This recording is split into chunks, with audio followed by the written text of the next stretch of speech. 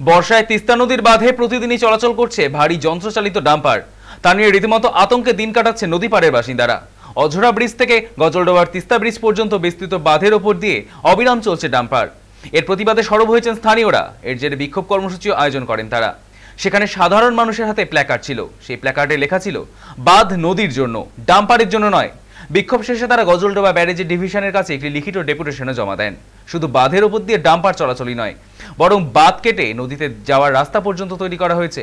ফলে প্রবল বর্ষায় জলস্তর বৃদ্ধি পেলে সেই দুর্বল জায়গা দিয়ে গ্রামে জল ঢুকে পারে নদীর জল। এমন আশঙ্কায় রাতের ঘুম উড়ে গিয়েছে নদী পাড়ে থাকা বসবাসকারী বহু মানুষের।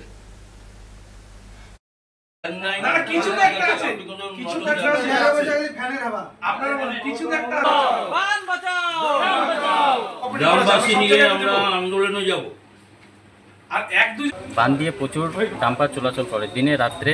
তোমার আন্দাজোড়া ব্রিজ থেকে নিয়ে তোমার গজলডুবা অবধি প্রচণ্ড রাস্তা খারাপ হয়ে আছে। কখন পানি বান ভেঙে দেবে, গ্রামের মধ্যে পানি ঢুকবে, গ্রামের মানুষ অনেক ভয়ে আতঙ্কের মধ্যে আছে। দিনে রাতে দুবার, দিনে রাত্রে সবসময় চলে গাড়ি।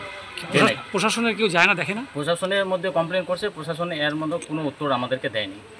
তো এর আগেও তো আপনারা অনেক গাড়ি আটকেছিলেন। হ্যাঁ, অনেক আটকেছে, ঝগড়াঝাটি হয়েছে, লেকিন তার সত্ত্বেও মানে না। মাস পিটিশন আমরা দিলাম। আন্দাজোড়া থেকে একদম 7 নম্বর অব্দি মানে গাড়িগুলো চলতেছে, ডাম্পারগুলো। আর বান কাইটে জিসিবি দিয়ে কাইটে গাড়ি নদীতে নামাচ্ছে। এই বাঁধের উপর দিকে গাড়ি চালানোর কোনো নিয়ম আছে? ওইটা তো নাই, তারপর মানতেছে না। কখন চলে এগুলো?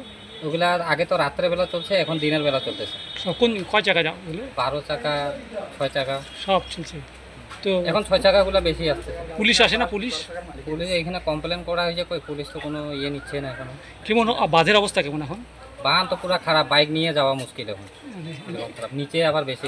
বাঁধ কি কেটে নদীতে নামানো হয়েছে? হ্যাঁ, নদীতে বানগুলো জিসিবি দিয়ে কাইটে নদীতে গাড়ি নামতেছে।